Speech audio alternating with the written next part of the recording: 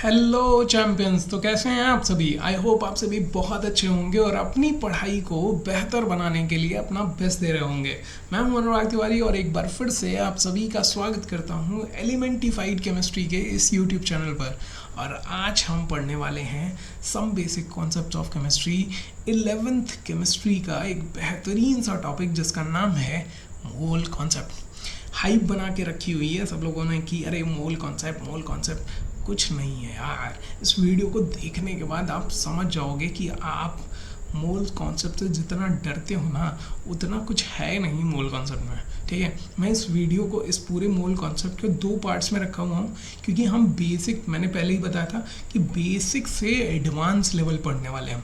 और बेसिक से advance level में मैं पहले कुछ चीज़ें आपको डिटेल में समझाऊंगा, फिर हम मोल कॉन्सेप्ट पे चलेंगे, फिर मोल कॉन्सेप्ट से रिलेटेड जितनी भी चीज़ें हैं, जितने भी केसेस या जितनी भी चीज़ें हैं वो सारी चीज़ें हम पढ़ेंगे। उसके बाद उनसे रिलेटेड मैं आपको न्यूमेरिकल्स भी सॉल्व करवाऊंगा, जिसके लिए ये वीडियो सफिशिएंट नहीं होगी। तो आपको इसीलिए मैंने, क्योंकि अगर सब कुछ एक ही वीडियो में रखता तो बहुत बड़ी वीडियो हो जाती, आप नहीं देखते, बोर हो जाते, इसलिए मैंने 2 पार्ट्स में रखा है।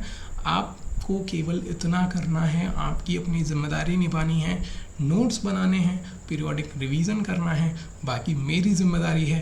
गारंटी मैं देता हूँ कि आपको इस वीडियो को देखने के बाद, इन दोनों वीडियोस को देखने के बाद कोई भी थोड़ा सा भी डाउट मोल कॉन्सेप्ट से रिलेटेड नहीं रहेगा, ये मेरी गारंटी है। ओके, तो चलिए स्टार्ट करते हैं। एक बार कोड बोल दीजिए तो हो तैयार, करोगे वार। चलिए तो स्टार्ट करते हैं, देखते हैं टॉपिक्स टू बी कवर्ड। आज इस वीडियो में हमें कौन कौन से टॉपिक्स कवर करने हैं, क्या क्या चीज़ें पढ़नी है।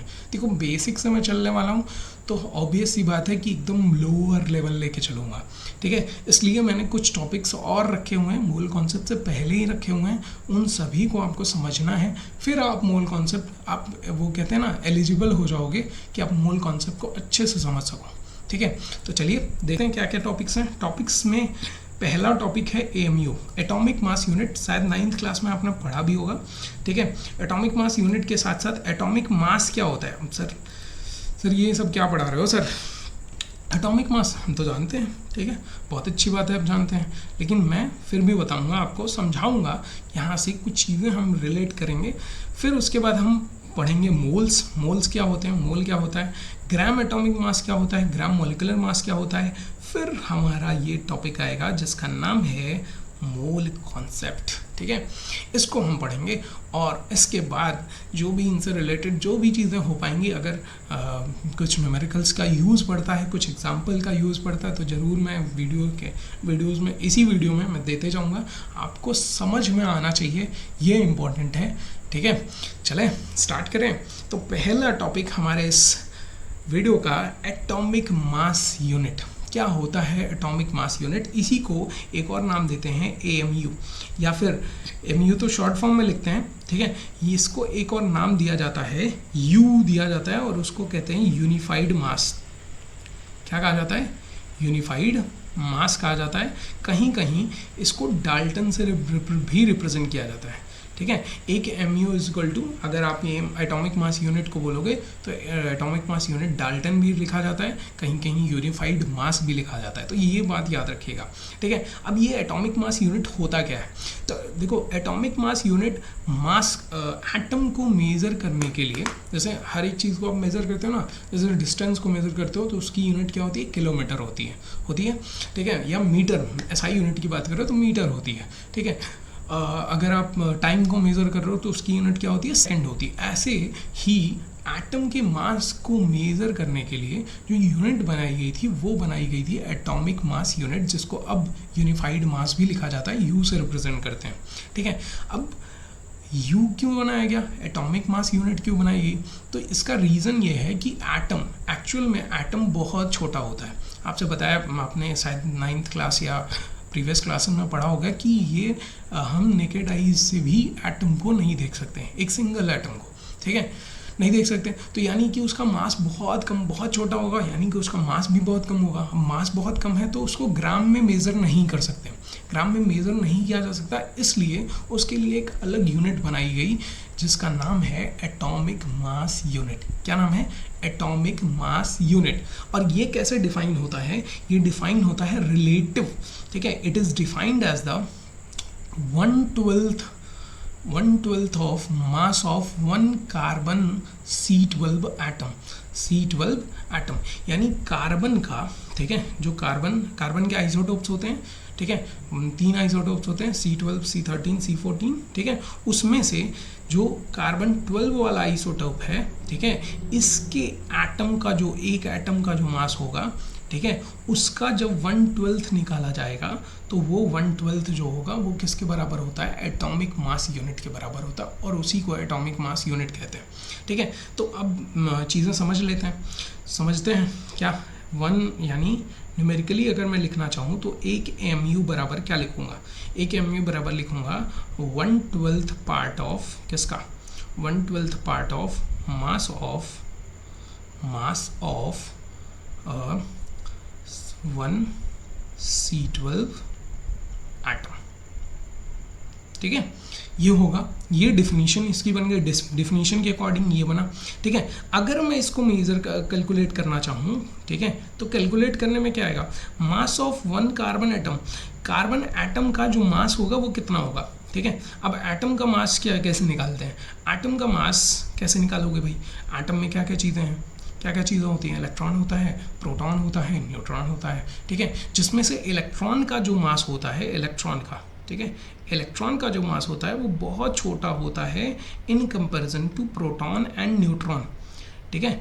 न्यूट्रॉन और प्रोटॉन के कंपैरिजन में इलेक्ट्रॉन का मास बहुत छोटा होता है, इसलिए हमेशा इलेक्ट्रॉन के मास को हम नेग्लेक्ट कर देते हैं while measuring the atomic mass, ठीक है। किसी भी एटम का अगर एटॉमिक मास निकाला जा रहा है तो उसमें इलेक्ट्रॉन का मास कंसिडर नहीं किया जाता, केवल प्रोटॉन और न्यूट्रॉन का मास कंसिडर किया जाता है, ठीक है। अब प्रोटॉन कहाँ होता है? यहाँ पे, ठीक है, और न्यूट्रॉन भी यहीं पे होता है, न्यूक्लियस में ही होते हैं, दोनों होते हैं, ठीक है। इसीलिए इनको कलेक्टिवली कहा जाता है न्यूक्लियॉन्स। क्या कहा जाता है?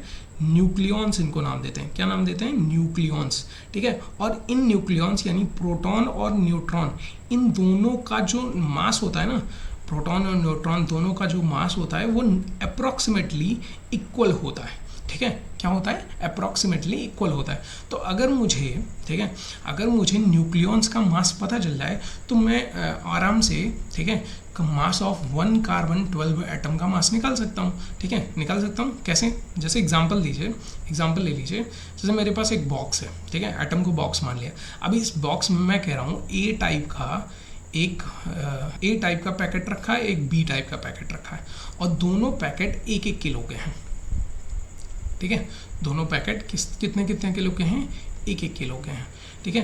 अब देखो, दोनों पैकेट 1-1 किलो के हैं, मतलब दोनों का जो मास है वो बराबर है, दोनों का मास जो है वो क्या है? बराबर है, ठीक है। और मैंने कह दिया कि ए का मैंने कितने पैकेट रखे हैं? 6 पैकेट रखे हैं, और बी के भी मैंने कितने पैकेट रखे हैं? 6 पैकेट्स रखे हैं, ठीक है। तो मैं अगर कहूँ कि इस पूरे बॉक्स का मास कितना होगा, तो आप क्या करोगे?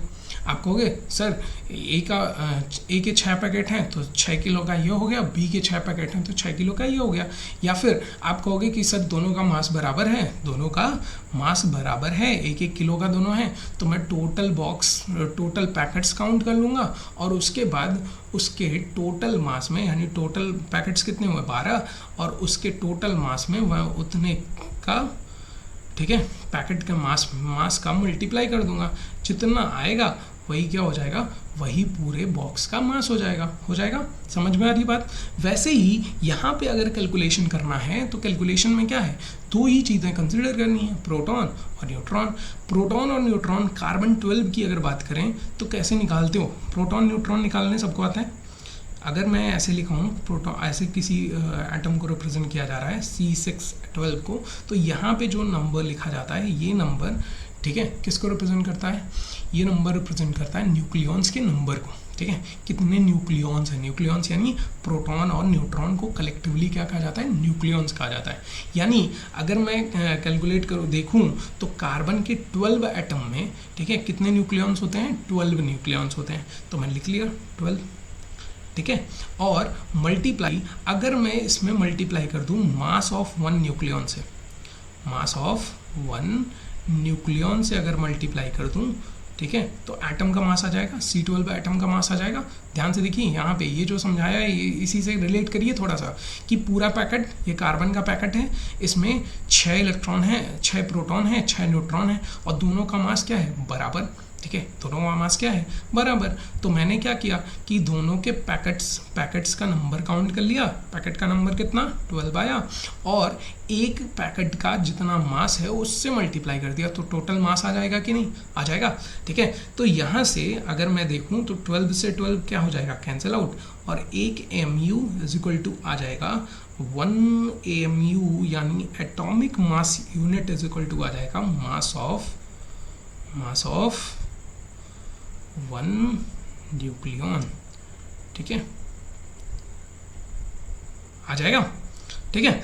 और जब मास ऑफ वन न्यूक्लियन आ गया तो यहाँ से आपको क्या मिल जाएगा कि एक AMU, न्यूक्लियन का एक न्यूक्लियन का मास कितना होता है, याद रखिएगा 1.66 इंटू 10⁻⁻24 ग्राम।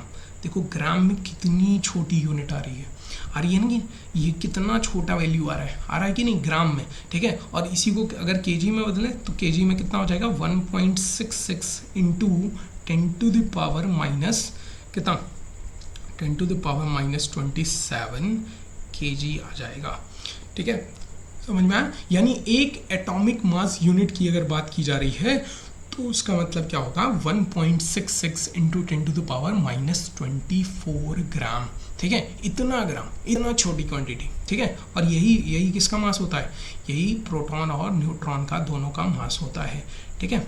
समझ में आ रही बात, बहुत छोटा सा अंतर होता है, इसलिए हम दोनों को इक्वल मान के चलते हैं केमिस्ट्री में। समझ में आया, इतनी चीज़ समझ में आई, एटॉमिक मास यूनिट समझ में आया।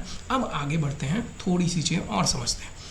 अब समझते हैं atomic mass. What is atomic mass? किसी भी एटम का जो मास होगा, एक सिंगल एटम का, एलिमेंट होता है, एलिमेंट में जो एक सिंगल एटम है, उस सिंगल एटम का जो मास होगा उसी को कहते हैं एटॉमिक मास, ठीक है। अब ये कैलकुलेट करते हैं किसी भी एटम का एटॉमिक मास कैसे आप जानोगे, ठीक है। जो पीरियोडिक टेबल में लिखा रहता है वो कैसे आप समझते हो, या कभी आपसे कह दिया जाता है कि एटॉमिक मास निकालो, मान लीजिए हमसे कह दिया गया कि सोडियम का एटॉमिक मास बताइए, तो सोडियम का एटॉमिक मास मैं डायरेक्टली लिख देता हूँ, कितना लिख देता हूँ, 23, ठीक है, 23, ठीक है, लिख देते हैं, ठीक है। आपसे बताया जाता है कैसे लिख देते हो, ये कैसे आया, ठीक है। तो वही चीज़ यहाँ पे हमें पढ़नी है, the mass of one atom of an element. किसी भी एटम का एटम का जो मास होगा, सिंगल एटम का जो मास होगा, किसी एलिमेंट के सिंगल एटम का जो मास होगा उसी को एटॉमिक मास कहते हैं, ठीक है। तो एटॉमिक मास, ठीक है, एटॉमिक मास क्या होगा, atomic mass is equal to mass of one atom, ठीक है। अब मास ऑफ वन एटम की बात कर रहे हैं तो मास ऑफ वन एटम में क्या होंगे, दो चीज़ें होंगी भाई, न्यूक्लियॉन्स होंगे, और न्यूक्लियॉन्स में अगर नंबर ऑफ न्यूक्लियॉन्स मुझे पता चलना है, अभी प्रीवियस स्लाइड में हमने जो पढ़ा है उसी से रिलेट करता हूँ मैं, कि अगर मुझे नंबर ऑफ न्यूक्लियॉन्स, यहाँ नंबर ऑफ न्यूक्लियॉन्स ही तो लिखा था 12, ठीक है। तो अगर मुझे नंबर ऑफ न्यूक्लियॉन्स पता चल जाए और मास ऑफ वन न्यूक्लियॉन मुझे पता है, ठीक है, अगर मुझे नंबर ऑफ न्यूक्लियॉन्स पता चल जाए तो उसमें मैं क्या कर दूंगा, मास ऑफ वन न्यूक्लियॉन का मल्टीप्लाई, और उससे क्या हो जाएगा कि मास ऑफ दैट एटम मुझे पता चल जाएगा। देखो ये कार्बन 12 का निकाला है तो उसके नंबर ऑफ न्यूक्लियॉन्स हमने रखे हैं, लेकिन जिसका हमें एटॉमिक मास निकालना है उसका नंबर ऑफ न्यूक्लियॉन्स हमें पता नहीं है, ठीक है। समझ में आ रही बात, ठीक है। तो मैं सीधे सीधे यहाँ पे डायरेक्टली लिख सकता हूँ, क्या लिख सकता हूँ, देखिए ध्यान से, डायरेक्टली मैं लिख सकता हूँ कि नंबर ऑफ न्यूक्लियॉन्स प्रेजेंट, ठीक है, multiply mass of one nucleon, ठीक है। समझ में आया? तो ये हो जाएगा एटॉमिक मास, क्या हो जाएगा, एटॉमिक मास, ठीक है, एटॉमिक मास। अब नंबर ऑफ न्यूक्लियॉन्स अगर मुझे किसी का भी निकालना है, ठीक है, किसी भी एटम का मुझे एटॉमिक मास निकालना है तो मैं क्या करूँगा, मैं करूँगा उसके नंबर ऑफ न्यूक्लियॉन जितने हैं वो लिखूँगा और उसके आगे मास of one nucleon. Mass of one nucleon कितना होता है, मास ऑफ वन न्यूक्लियॉन की यहाँ पे दिखा था, mass of one nucleon is equal to होता है 1.66 इंटू 10⁻⁻24 ग्राम। और ये किसके बराबर होता है, 1 AMU के बराबर होता है। मतलब मुझे सिंपली क्या करना है, अगर किसी का भी एटॉमिक मास निकालना है तो एटॉमिक मास निकालने में मैं क्या करूँगा, सिंपली उसके नंबर ऑफ न्यूक्लियॉन्स की वैल्यू रखूँगा, यानी ए की वैल्यू रखूँगा। जब भी आप एलिमेंट रिप्रेजेंट किया जाता है तो ऐसे रिप्रेजेंट करते हैं ना, ई, ठीक है, यहाँ पे Z और यहाँ पे A रखते हैं। तो ये A क्या रिप्रेजेंट करता है, नंबर ऑफ न्यूक्लियॉन्स को रिप्रेजेंट करता है, कितने न्यूक्लियॉन्स हैं। समझ में आ रही बात, समझ में आ रहा है, ठीक है। तो A मल्टीप्लाई क्या 1 AMU, यही तो रखेंगे, क्योंकि मास ऑफ वन न्यूक्लियॉन किसके बराबर था प्रीवियस स्लाइड में, 1 AMU के। यानी अगर किसी का एटॉमिक मास आपको निकालना है, ठीक है, एटॉमिक मास, तो उसमें देख लो कितने नंबर ऑफ न्यूक्लियॉन्स यानी प्रोटॉन्स और न्यूट्रॉन्स की संख्या कितनी है टोटल, वो लिख दो और उसके आगे क्या लगा दो, AMU लगा दो, आपको मिल जाएगा क्या, उसका मास मिल जाएगा। समझ में आ रही है, एटॉमिक मास मिल जाएगा। लेकिन ये AMU में मिला है। अगर वही चीज़ आपसे पूछ ले कि एटॉमिक मास इन ग्राम्स बताओ, एटॉमिक मास इन किस में बताओ, इन ग्राम्स में बताओ, तो क्या करोगे, उसका एटॉमिक मास यानी number of nucleons multiply 1.66 into 10⁻⁻24 ग्राम हो जाएगा। समझ में आ रही बात, ये एक एटम की मास की बात बता रहे हैं हम। समझ में आ रही बात, जैसे लेट करिए कि मेरे पास मैग्नीशियम है, मैग्नीशियम का 24 होता है, 1224, ठीक है, यानी इसके नंबर ऑफ न्यूक्लियॉन्स कितने हैं, 24, ठीक है, कितने हैं 24। तो यानी कि अगर मैं कहूँ कि इसका एटॉमिक मास आप बता दो, तो आप बताओगे कि AM यानी atomic mass is equal to 24 इसके number of nucleons. Sir ji ने बताया था कि जितने नंबर ऑफ न्यूक्लियॉन्स हैं वो रख दो और उसके आगे क्या लगा दो, AMU, इसका एटॉमिक मास, एक एटम का एटॉमिक मास आ जाएगा। समझ में आ रही बात, एक एटम का क्या आ जाएगा, एटॉमिक मास मिल जाएगा। समझ में आ रहा है, ठीक है, क्लियर हो रही बात, ठीक है, यही मिलेगा। अगर यही ऑक्सीजन का निकालना होता तो ऑक्सीजन क्या क्या होता है, ऑक्सीजन का हम ऐसे रिप्रेजेंट करते हैं 16 ऐसे तो रिप्रेजेंट करते हैं 816। तो 816 का मतलब क्या हुआ, एटॉमिक मास। मैंने फिर से बोला कि एटॉमिक मास निकालने के लिए क्या करना है, आपको नंबर ऑफ न्यूक्लियॉन्स लिखने हैं, उसके आगे AMU लगा देना है। लेकिन अगर ग्राम्स में बोला है तो इसी AMU को किस में बदल लीजिए, ग्राम्स में। तो 16 मल्टीप्लाई 1.66 इंटू 10⁻⁻24, ठीक है, और वो भी किस में आ जाएगा, ग्राम में आ जाएगा। किस में आ जाएगा, ग्राम में आ जाएगा। समझ में आ रही बात, समझ में आ रहा है। लेकिन ये इतनी छोटी क्वांटिटी क्यों आ रहा है, क्योंकि हम एक एटम की बात कर रहे हैं। अभी कितने एटम की बात कर रहे हैं, एक एटम की। सोडियम का अगर लिखा जाता है तो 23 AMU लिखा जाएगा, क्योंकि हम यहाँ पे अभी सिंगल एटम की बात कर रहे हैं। किसकी बात कर रहे हैं, सिंगल एटम की। और सिंगल एटम की का जो मास होगा वो बहुत कम होता है, ठीक है, समझ में आ रही बात। इसीलिए किसका यूज़ करते हैं, AMU का यूज़ करते हैं। समझ में आया, क्लियर हुई बात। एक स्लाइड ऐड कर दूं, मैं बताता हूँ, एक स्लाइड ऐड करके बताते हैं। जैसे मान लीजिए, सिंपली मान लीजिए कि मुझसे कह दिया गया फाइंड द मास ऑफ, ठीक है, एटॉमिक मास ऑफ, ठीक है, वेट, एटॉमिक, ठीक है, मास ऑफ किसका, कोई एलिमेंट ले लीजिए। मान लीजिए मैंने ले लिया, क्या ले लिया जाए, मान लीजिए नाइट्रोजन ले लिया, ठीक है, हमने ले लिया नाइट्रोजन। तो नाइट्रोजन का जो क्या निकालना है, मैंने क्या कहा, सर ने क्या बताया था कि नाइट्रोजन का आप काउंट कर लो कि उसके नंबर ऑफ न्यूक्लियॉन्स कितने हैं। तो नाइट्रोजन के नंबर ऑफ न्यूक्लियॉन्स कितने होते हैं, 14, ठीक है। तो सिंपली आपको क्या करना है, atomic mass is equal to, ठीक है, इज इक्वल टू क्या होता है कि उसमें कितने नंबर ऑफ पैकेट्स प्रेजेंट हैं, ठीक है, पैकेट्स यानी न्यूक्लियॉन्स, ठीक है। वो एग्जाम्पल जो बताया था उसके हिसाब से ध्यान से समझिए। एग्जाम्पल जो बताया था कि कितने नंबर ऑफ उसमें पैकेट प्रेजेंट है वो काउंट कर लो, ठीक है, नंबर ऑफ पैकेट्स यानी न्यूक्लियॉन्स और इसमें मल्टीप्लाई कर दो एक पैकेट का मास का, मास ऑफ 1 न्यूक्लियॉन।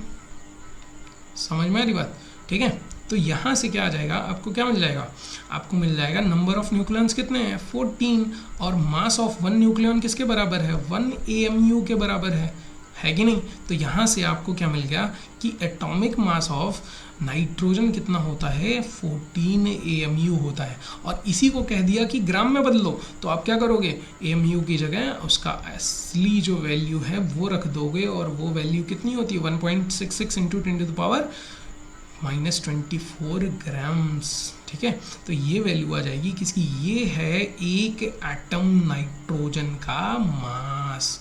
समझ में आ रही है, इतनी छोटी वैल्यू देख रहे हैं आप। ठीक है, नाइट्रोजन के एक एटम का मास इतना है, वो भी ग्राम्स में। इसीलिए किसको इंट्रोड्यूस किया गया, एटॉमिक मास यूनिट को। समझ में आया, क्लियर हुई बात, क्लियर हुआ? तो आगे बढ़ें। ठीक है, तो एटॉमिक मास समझ में आ गया, किसी भी एटम का जो मास होगा, एक सिंगल एटम का मास, उसी को कहा जाता है एटॉमिक मास। और वो कैसे निकालोगे, वो निकालने के लिए सिंपल तरीका है कि एटम में कितना नंबर ऑफ प्रोटॉन्स और कितने नंबर ऑफ न्यूट्रॉन्स प्रेजेंट है, उनको ऐड कर दीजिए, आपको पता चल जाएगा नंबर ऑफ न्यूक्लियॉन्स। और नंबर ऑफ न्यूक्लियॉन्स के आगे आपको क्या करना है, केवल और केवल AMU लगाना है, एटॉमिक मास आ जाएगा। समझ में आया? ठीक है, एटॉमिक मास अगर नंबर ऑफ न्यूक्लियॉन्स निकालने नहीं आते हैं तो याद रखिए कि E एलिमेंट लिखा है, हमेशा इसको रिप्रेजेंट किया जाता है ऐसे A और Z से। ठीक है, और हमेशा नंबर ऑफ न्यूट्रॉन्स जो होते हैं, ठीक है, नंबर ऑफ न्यूट्रॉन्स कैसे निकालते हो नंबर ऑफ न्यूट्रॉन, ये देखो बहुत बेसिक चीज़ है, number of neutrons is equal to होता है A-Z। ठीक है, A-Z करोगे नंबर ऑफ न्यूट्रॉन्स आ जाएंगे। अब नंबर ऑफ न्यूट्रॉन्स आ गए तो नंबर ऑफ न्यूक्लियॉन्स निकालने के लिए क्या करोगे, number of nucleons is equal to होगा नंबर ऑफ प्रोटॉन, ठीक है, प्लस नंबर ऑफ, ठीक है, न्यूट्रॉन्स, यही तो होगा, न्यूट्रॉन्स, यही तो होगा। ठीक है, तो ये यहाँ से क्या निकलेगा, नंबर ऑफ प्रोटॉन कितने होते हैं, ये Z के बराबर, atomic number is number of neutron, number of proton, तो यानी Z आ गया। ठीक है, और नंबर ऑफ न्यूट्रॉन्स कितने हैं, A-Z। ठीक है, A-Z, यही तो है। ठीक है, यहाँ पे मैं इसको मिटा देता हूँ, वेट। ठीक है, A-Z, यही तो है। ठीक है, यही ना, समझ में आ रही बात, A-Z। और यहाँ से जब Z एक प्लस में आ गया, एक माइनस में आ गया, तो ऑब्वियस सी बात है Z से Z कट जाएगा, बचा क्या, A। यानी किसी भी नंबर, किसी भी एलिमेंट को जब रिप्रेजेंट किया जाता है तो ये ऊपर वाला जो होता है, इसी को मास नंबर जिसको कहते हैं, यही नंबर ऑफ न्यूक्लियॉन्स के बराबर होता है। समझ में, निकाल के भी दिखा दिया, प्रूव भी कर दिया। अब तो समझ गए कि नहीं समझे भैया? अगर नहीं समझा है तो एक बार वीडियो फिर से देख लीजिए, क्योंकि यहाँ पे मैंने आपको डिटेल बहुत छोटे लेवल पे जाके मैंने समझा दिया आपको। ठीक है, अब इससे छोटा लेवल कुछ नहीं हो सकता भाई, इससे नीचे का लेवल कुछ नहीं हो सकता। ठीक है, समझ में आई बात, क्लियर हुआ? ये पूरा रेड में जो कर रहा हूँ, ठीक है, ये देखो, ये हो सकता है अगर मैं नोट्स आपको प्रोवाइड कर रहा हूँ, लिंक में मैं ये पूरा जो मैंने PPT बनाई है ये आपको मैं लिंक में दे दूंगा। ठीक है, डिस्क्रिप्शन में दे दूंगा, सॉरी, ठीक है, डिस्क्रिप्शन में दे दूंगा। लेकिन ये वाली स्लाइड मैंने खुद से ऐड की है, तो ये वाली स्लाइड हो सकता है प्रेजेंट ना हो, इसलिए इसको नोट्स में लिख लीजिए कैसे नंबर ऑफ न्यूट्रॉन्स निकालते हैं। Number of neutrons is equal to A-Z होगा। ठीक है, number of nucleons is equal to क्या हो जाएगा, number of proton plus number of neutron, और दोनों को रखेंगे तो Z से Z कट गया, A आ गया। A यानी मास नंबर, जो नंबर रिप्रेजेंट किया जाता है, और वही किसके बराबर होगा, नंबर ऑफ न्यूक्लियॉन्स के बराबर होगा। समझ में आया, क्लियर हुई? आगे बढ़ें, चलिए देखते हैं। ये चीज़ें समझ में आ गई, निकाल लेंगे। यानी atomic mass, number of nucleons रखना है, उसके आगे AMU लगा देना है। अब आते हैं मोल पे। मोल क्या है? मोल एक ऐसी क्वांटिटी है जो अमाउंट ऑफ सब्सटेंस को रिप्रेजेंट करती है। ठीक है, किसको रिप्रेजेंट करती है, अमाउंट ऑफ सब्सटेंस कितना है। ठीक है, नंबर को रिप्रेजेंट करती है, एक्चुअल में ये नंबर ही है। ठीक है, जैसे मान लीजिए, ठीक है, जैसे मान लीजिए मैंने लिख दिया कि 1 मोल एटम, तो इस 1 मोल एटम का मतलब ही हो गया, जैसे मैंने लिख दिया यहाँ पे कि 1 मोल, ठीक है, 1 मोल एटम, तो 1 मोल एटम का मतलब ये हो गया कि यहाँ पे कलर में चेंज कर लेता हूँ, वेट 1 मोल एटम का मतलब मेरे लिए हो गया कि 1 mole atom is equal to हो गया 6.022 into 10 to the power 23 atoms. ठीक है, कितने atoms? 6.022 into 10 to the power 23 atoms एक मोल में। यानी ये एक मोल क्या है? एक मोल कुछ नहीं है, यही नंबर है। ठीक है, जहाँ पे लग जाएगा वहाँ पे ये नंबर हम रिप्रेजेंट करेंगे। जैसे मैंने बोल दिया कि एक मोल स्टूडेंट मेरी ये क्लास अटेंड कर रहे हैं, तो एक मोल स्टूडेंट मेरी ये क्लास अटेंड कर रहे हैं, तो कितने स्टूडेंट कर रहे होंगे? 6.022 into 10 to the power 23 students मेरी ये क्लास क्या कर रहे होंगे? अटेंड कर रहे होंगे। समझ में आ रही बात? समझ में आ रहा है? क्लियर? तो एक मोल जस्ट अ नंबर, ठीक है, जो कि अमाउंट ऑफ सब्सटेंस को रिप्रेजेंट करने के लिए यूज होता है। क्या करने के लिए? अमाउंट ऑफ सब्सटेंस को। ठीक है, पढ़ लेते हैं क्या है, क्या लिखा हुआ है। A mole is the amount of substance that contains Na, that is Avogadro number of entity, that is वो एटम भी हो सकते हैं, मॉलिक्यूल भी हो सकते हैं, ऑयन भी हो सकते हैं। क्या हो सकते हैं? एटम भी हो सकता है, मॉलिक्यूल भी हो सकता है और ऑयन भी हो सकता है। ठीक है, इन तीनों में से कुछ भी हो सकता है। जैसे एक मोल एटम लिखा, वैसे मैं लिख दूं एक मोल मॉलिक्यूल। ठीक है, क्या लिख दूं? एक मोल मॉलिक्यूल लिख दूं, तो एक मोल मॉलिक्यूल का मतलब क्या होगा? 6.022 into 10 to the power 23 molecule. क्योंकि अब देखो मॉलिक्यूल यहाँ सेम है, बस एक मोल यहाँ पे एक मोल की जगह क्या आ गया? एक मोल की जगह क्या आ गया? 6.022 इंटू 10 टू द पावर 23। समझ में? अगर मैं लिख दूं एक मोल ऑयंस, ठीक है, तो एक मोल ऑयंस का मतलब, ठीक है, ठीक, 6.022 into 10 to the power 23 ions. समझ में? यानी मैं मोल बोलूँगा तो आप क्या समझोगे? 6.022 इंटू 10 टू द पावर 23 समझोगे। समझ में आया? क्लियर हुई? यही है मोल। ठीक है, क्लियर हुआ? कोई दिक्कत, किसी को परेशानी नहीं है? आगे बढ़े। ठीक है, तो मोल केवल एक नंबर है, जो कि वो नंबर किस रिप्रेजेंट करते हैं? वो नंबर क्या है? Avogadro number 6.022 into 10 to the power 23, और इसको रिप्रेजेंट किया जाता है Na से। यहाँ पे लिखा हुआ है Na नंबर से रिप्रेजेंट किया जाता है। कितने नंबर? Na number. ठीक है, चलें आगे बढ़ें। अब आते हैं ग्राम एटॉमिक मास पे। देखो ये दोनों चीज़ें आपने समझ ली ना, अगर अच्छे से समझ ली। एटॉमिक मास समझ लिया कि एक एटम का मास।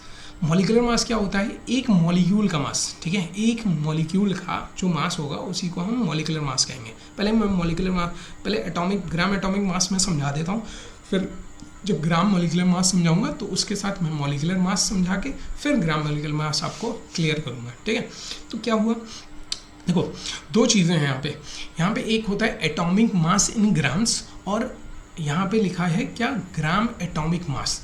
दोनों में अंतर है। ठीक है, एटॉमिक मास इन ग्राम्स का मतलब हुआ कि एक एटम का मास ग्राम में लिखो, और ग्राम एटॉमिक मास का मतलब होता है कि एक मोल का मास, एक मोल एटम का मास, जिसको हम क्या कहते हैं? मोलर मास भी कहते हैं। क्या कहते हैं? Molar mass. ध्यान से देखिए, मैं लिख रहा हूँ यहाँ पे, इसी को क्या कहा जाता है? मोलर मास भी कहा जाता है। ठीक है, मोलर मास। ठीक है, क्या होता है ग्राम एटॉमिक मास? तो मास ऑफ 1 मोल एटम, एक मोल एटम का जो मास होगा उसी को क्या कहेंगे? हम ग्राम एटॉमिक मास कहेंगे। और एटॉमिक मास क्या डिफाइन करते थे? अभी पीछे आए थे हम, एटॉमिक मास क्या डिफाइन कर रहे थे? एटॉमिक मास मैंने डिफाइन किया था कि एक एटम का जो मास होगा उसको हम कहेंगे एटॉमिक मास। लेकिन ग्राम एटॉमिक मास क्या होगा?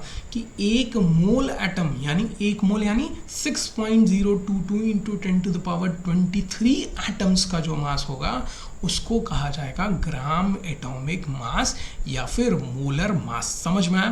क्लियर हुई? ठीक है, एक मोल। ठीक, एक मोल, मैं फिर से बोल रहा हूँ, एक mole, 1 mole is a number which is equal to 6.022 into 10 to the power 23।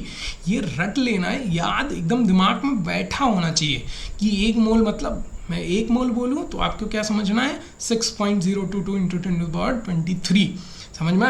यानी एक मोल।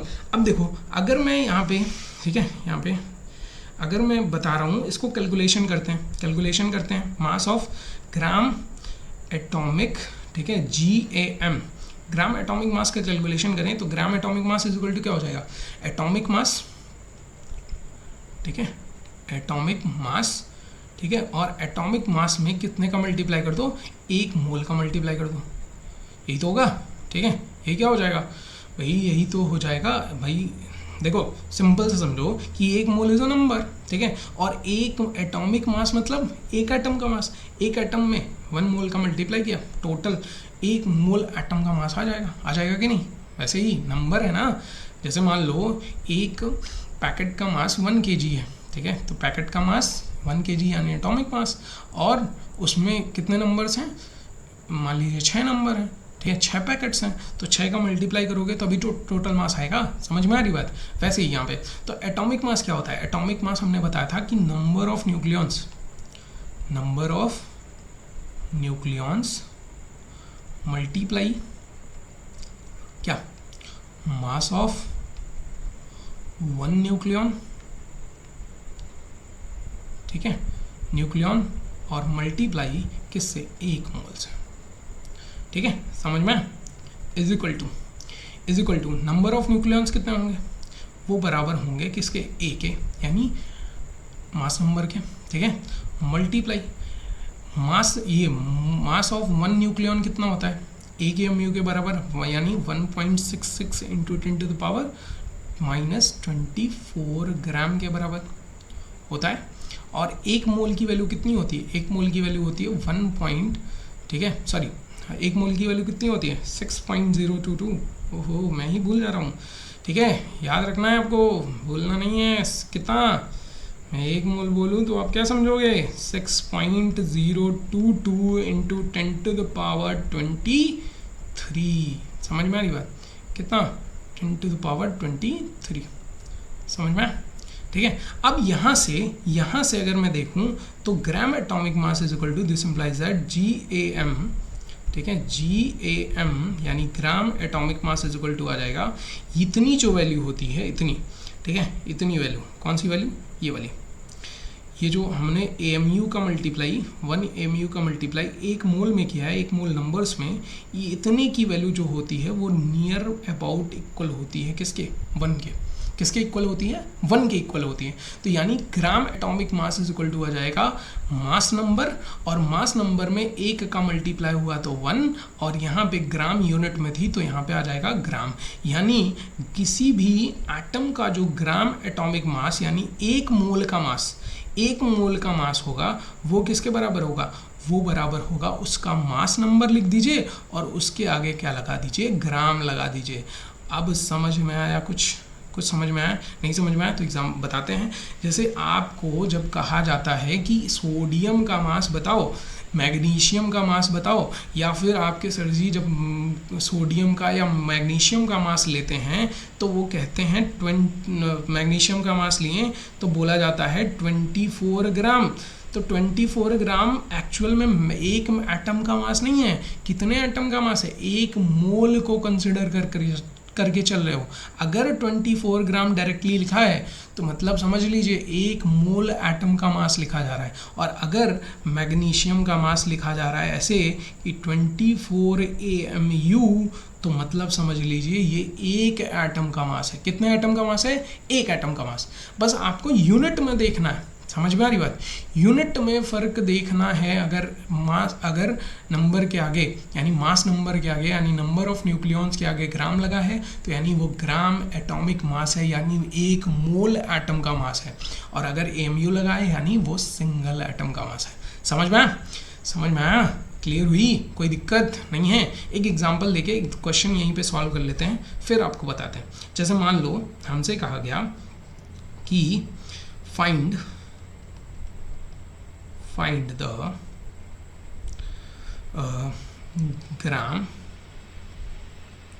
atomic mass of क्या, ग्राम एटॉमिक मास ऑफ किसी का भी ले लीजिए, मान लीजिए मैग्नीशियम का ही ले लेते हैं। Magnesium gram atomic mass of magnesium calculate करिए। ठीक है, तो ग्राम एटॉमिक मास मैंने क्या बताया, GAM मैंने क्या बताया आपको, GAM इज इक्वल टू होता है, क्या होता है, नंबर ऑफ न्यूक्लियॉन्स। ठीक है, multiply mass of one nucleon, mass of one nucleon. ठीक है, और मल्टीप्लाई वन मोल। ठीक, क्योंकि एक मोल का मास निकालना है ना, एक मोल एटम्स का मास निकालना है, तो ये नंबर ऑफ न्यूक्लियॉन्स कितने होते हैं, 24 होते हैं। ठीक है, ये मास ऑफ वन न्यूक्लियॉन कितना होता है इसका, 1.66। ठीक है, 66 इंटू 10 टू द पावर -24। ठीक है, ये तो पढ़ के आ रहे हैं, और वो भी किस में, ग्राम्स में। ठीक है, अभी पढ़े हैं। एक मोल का वैल्यू कितनी होती है, एक मोल, मैं एक मोल का हूँ तो आप क्या समझोगे, क्या समझोगे। ठीक है, 6.022 इंटू 10 टू द पावर 23। ठीक है, और इतने की वैल्यू अभी बताया कि इतने की वैल्यू, ये पूरे की वैल्यू कितनी होती है, नियर अबाउट 1 के इक्वल होती है। तो यहाँ से हमारा ग्राम एटॉमिक मास यानी एक मोल मैग्नीशियम का मास जो आएगा वो कितना आ जाएगा, 24। और यहाँ इतनी वैल्यू 1 आ गई, 1 ग्राम आ गई, तो यहाँ पे ग्राम का मल्टीप्लाई हो जाएगा, GM आ जाएगा, यानी एक मोल मैग्नीशियम का जो मास होगा वो कितना ग्राम होगा, 24 ग्राम होगा। समझ में आया, समझ में आया, क्लियर हुई, क्लियर हुआ, क्लियर हो गया। ये चीज़ थी ग्राम एटॉमिक मास। अच्छा, इसी चीज़ को अगर सीधे सीधे, जैसे एटम किसका होता है, एटम किसका होता है, एलिमेंट्स में एटम पाए जाते हैं, और एलिमेंट किसके बना होता है, एटम से बना होता है, और कंपाउंड किससे बना होता है, मॉलिक्यूल से बना होता है। जैसे H2O क्या होगा, H2O जो है वो एक कंपाउंड है। ठीक है, और वो किससे बना है, H2O के मॉलिक्यूल से बना है। ठीक है, समझ में आ रही बात, किससे बना है, मॉलिक्यूल से।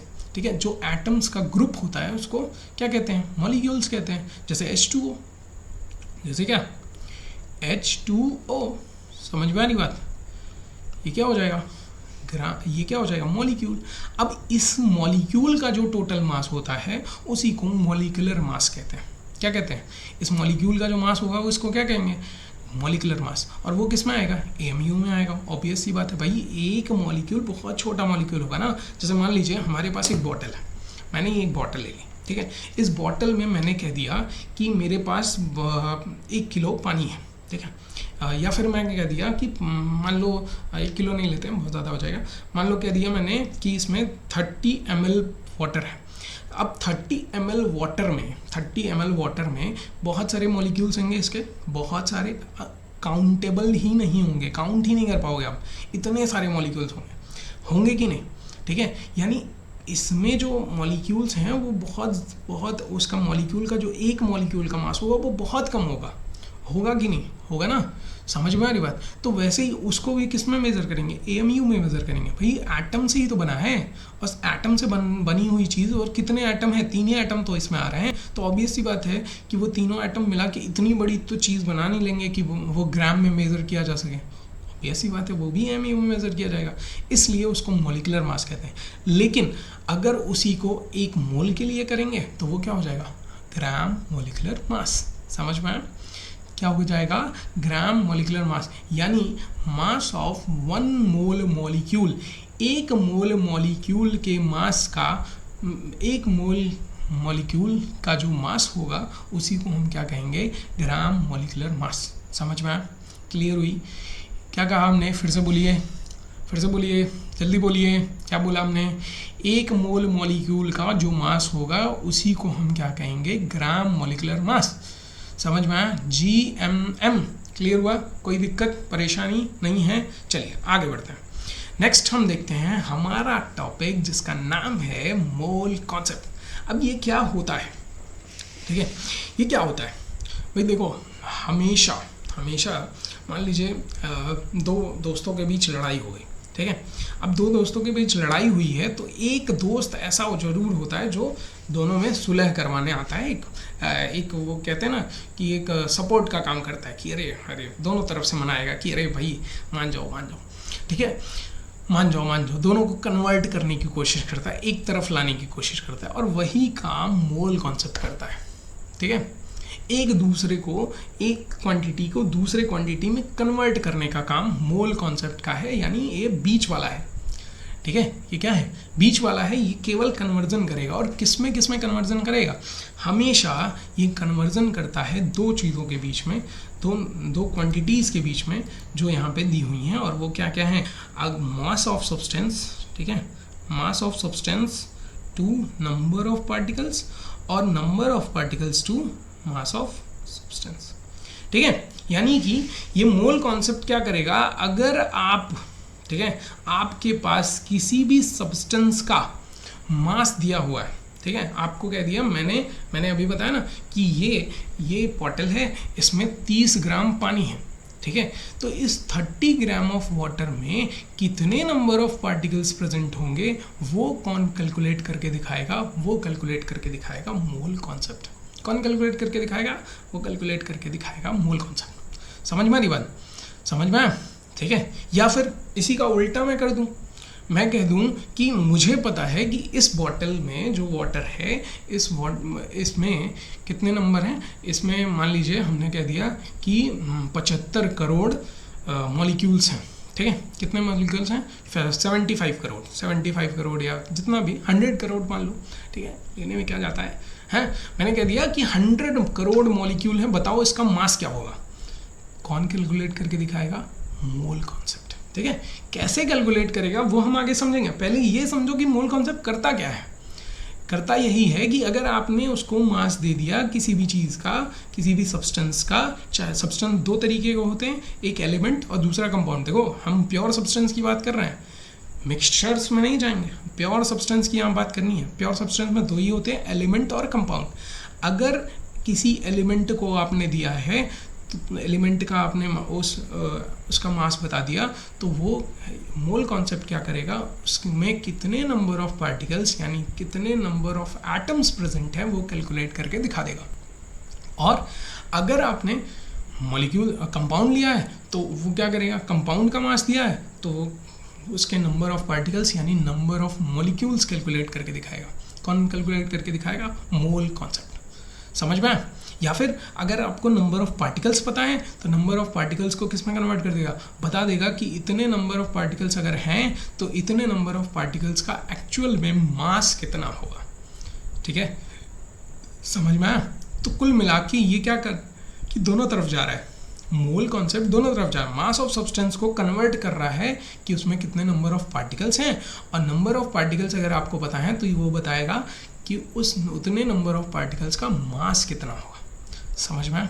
यानी एक सर्कुलर रिंग बन रही है कि नहीं, बन रहा है। अगर मान लो इधर ये देखो, ये ध्यान से देखो कि ये इसी में बताता हूँ, मैं आपको समझाता हूँ। यहाँ पे ध्यान से देखिए, यहाँ पे मास ऑफ सब्सटेंस है, तो मास ऑफ सब्सटेंस से कहाँ जा रहे हैं हम, नंबर ऑफ पार्टिकल्स पे। ठीक है, नंबर ऑफ पार्टिकल्स से कहाँ पे आ रहे हैं हम, मास ऑफ सब्सटेंस पे आ रहे हैं कि नहीं।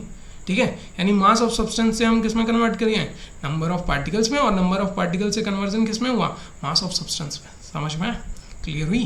ठीक है, तो ये कन्वर्जन कौन करके दिखाता है, ये कन्वर्जन करके दिखाता है मोल कॉन्सेप्ट। लेकिन याद रखिएगा कि मोल कॉन्सेप्ट में दो ही सब्सटेंस की बात करोगे आप, किसकी, एलिमेंट, ठीक है, और दूसरा कंपाउंड।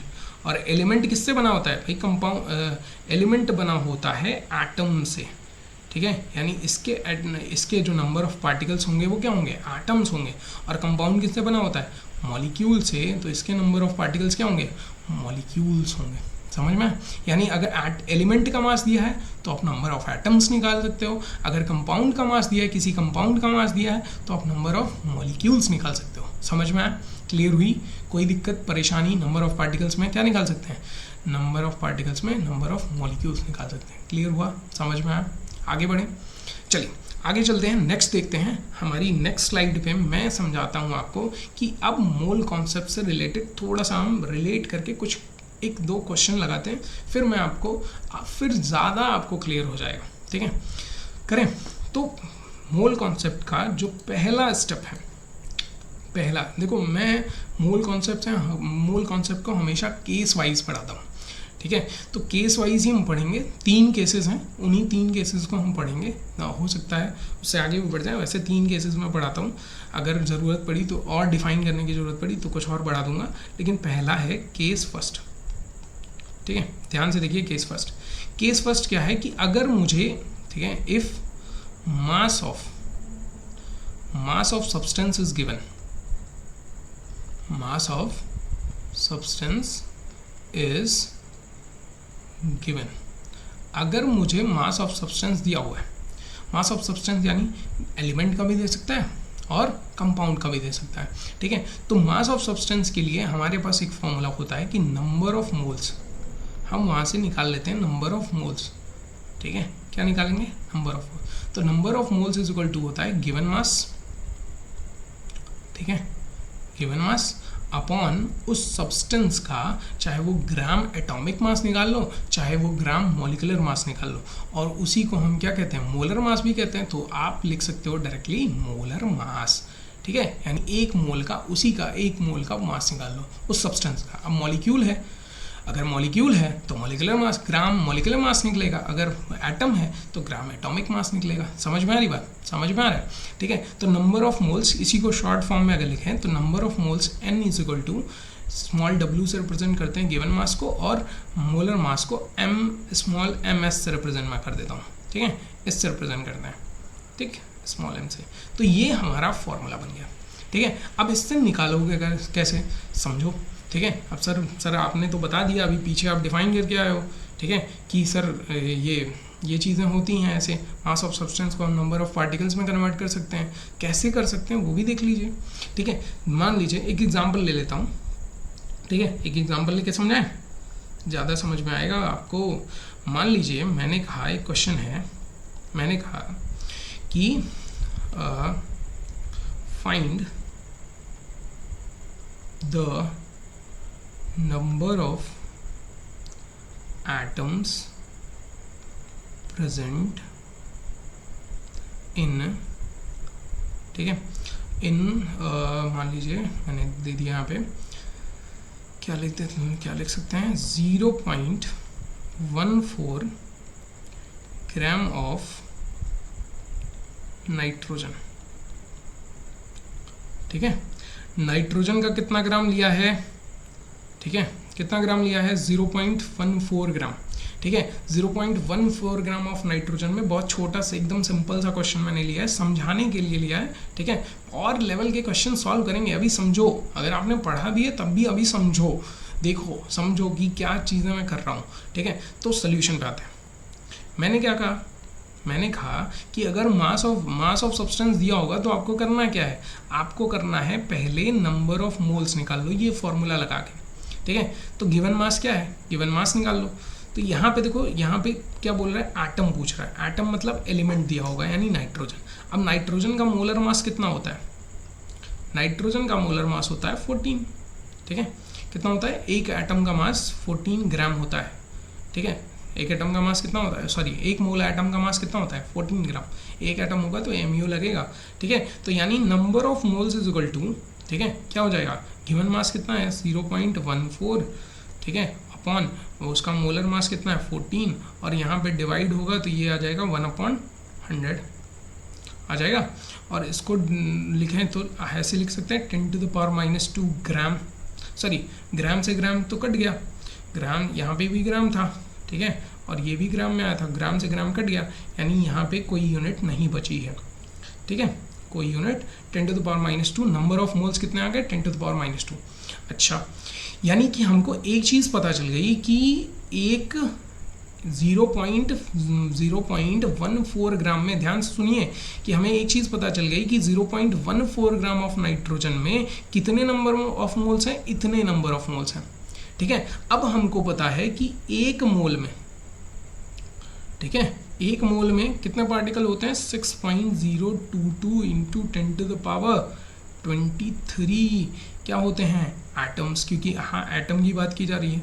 ठीक है, एक मोल नाइट्रोजन में, अगर मैं यहाँ लिखूँ, एक मोल नाइट्रोजन में कितने एटम्स होंगे नाइट्रोजन के? 6.022 इंटू 10⁻23। तो हमारे पास कितने मोल्स हैं? हमारे पास कितने मोल्स हैं? 10⁻⁻2 मोल्स हैं। ठीक है। तो 10⁻⁻² मोल्स ऑफ नाइट्रोजन में कितने पार्टिकल्स होंगे, ठीक है, वो इस दोनों तरफ मल्टीप्लाई किया जाएगा। तो 6.022 इंटू 10⁻23 मल्टीप्लाई कितना हो जाएगा, 10⁻⁻² हो जाएगा, और लास्ट में क्या आएगा, एटम्स आ जाएगा, ठीक है, इज इक्वल टू 10⁻⁻² यहाँ से माइनस हो गया, यानी 6.022 वैल्यू क्या आ गई, 6.022 इंटू 10⁻21 एटम्स आ गया, क्या आ गया, एटम्स। अच्छा, क्या दिया था क्वेश्चन में, क्या दिया था आपको, दिया था मास, और आपने कैलकुलेट क्या किया, आपने कैलकुलेट किया नंबर ऑफ एटम्स। तो हुआ ना कि कैलकुलेशन कहाँ से हो रहा है, बीच वाला कौन बन रहा है, कि पहले आपने क्या किया, पहले आपने इस ग्राम को यानी मास को मोल में कन्वर्ट किया, फिर जब नंबर ऑफ मोल्स आ गए तो उस नंबर ऑफ मोल को आपने 1 मोल का कॉन्सेप्ट लगा के कि 1 मोल में इतने एटम्स होते हैं, तो इतने मोल में कितने एटम्स होंगे, ये कॉन्सेप्ट लगा के आपने ये निकाल दिया कि इतने ग्राम में कितने नंबर ऑफ मोल्स होंगे नाइट्रोजन के। तो ये पूरा ब्रिज का काम कर रहा है कि नहीं, ये पूरा बना रहा है, ठीक है। आप मास आपको दिया था क्वेश्चन में, आप डायरेक्टली मास से क्या कैलकुलेट कर लिए, आप कैलकुलेट कर लिए उसमें नंबर ऑफ पार्टिकल्स कितने होंगे, समझ में आया। तो ये चीज़ कौन बताता है, ये चीज़ मोल कॉन्सेप्ट में, ये चीज़ मोल कॉन्सेप्ट बताता है कि अगर आपको आपको मास ऑफ सब्सटेंस पता है तो हम बता के देंगे कि कितना नंबर ऑफ पार्टिकल्स उसमें होंगे, और अगर आपको नंबर ऑफ पार्टिकल्स पता है बाय द वे, तो हम बता के देंगे कि उसका मास, उस पूरे सब्सटेंस का मास कितना होगा, और ये पूरी चीज़ कौन बताएगा, मोल कॉन्सेप्ट, ठीक है। अब इसके आगे का जो केस सेकंड है या केस थर्ड है, उससे रिलेटेड मैं नेक्स्ट वीडियो में लेके आऊँगा आपके लिए, ठीक है। अभी क्या करना है आपको, इन जितनी चीज़ें मैंने बताई हैं, पहले तो ये नोट्स मैं आपको प्रोवाइड कर दूंगा, ठीक है, लेकिन उसके साथ साथ आपको क्या करना है, आपको करना है जितनी चीज़ें मैंने बताई हैं एक बार फिर से रिवाइज करिएगा, एक बार समझिएगा कि हाँ क्या क्या चीज़ें हैं, ठीक है, मैं कहाँ से लेके आया हूँ और कहाँ पे उसको ऐड ऑन मतलब पूरा सबमिट किया हूँ, ठीक है, समझ रहा हूँ कि कहाँ पे मैंने मिलाया है, ठीक। तो वो सारी चीज़ें आपके लिए इम्पॉर्टेंट है, ठीक है, कि कैसे कौन कौन सी चीज़ें, जैसे एग्जांपल यहाँ पे दिए कि मास ऑफ सब्सटेंस अगर गिवन है तो ये फॉर्मूला भी याद रखना है आपको, number of moles is equal to given mass upon molar mass, ठीक है। अब ये फॉर्मूला रहेगा तभी नंबर ऑफ मोल्स निकलेंगे, और नंबर ऑफ मोल्स निकल गए तो सीधे वही लगाना है, 1 मोल में इतने एटम, तो इतने जितने मोल आए हैं उतने मोल्स में कितने एटम्स होंगे, डायरेक्टली आपको आप फाइंड आउट कर लोगे कि कितने एटम्स होंगे इतने ग्राम ऑफ दैट सब्सटेंस में। समझ में आ रही बात, समझ में आया, ठीक है।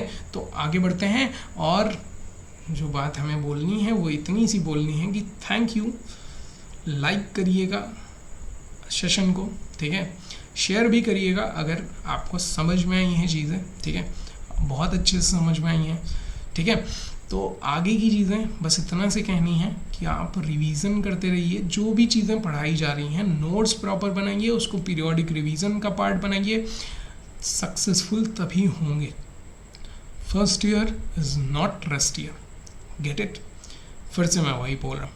और नेक्स्ट वीडियोस में मैं और भी क्वेश्चंस के साथ आऊँगा, 2 केसेस और बताऊँगा इससे रिलेटेड, मोल कॉन्सेप्ट से रिलेटेड, और फिर हम पूरे मोल कॉन्सेप्ट के जितने भी क्वेश्चन आपके पास अगर हैं तो आप भी दीजिएगा, कमेंट बॉक्स में कमेंट करिएगा, मैं भी बहुत सारे क्वेश्चंस लेके हाजिर होऊंगा नेक्स्ट वीडियो में।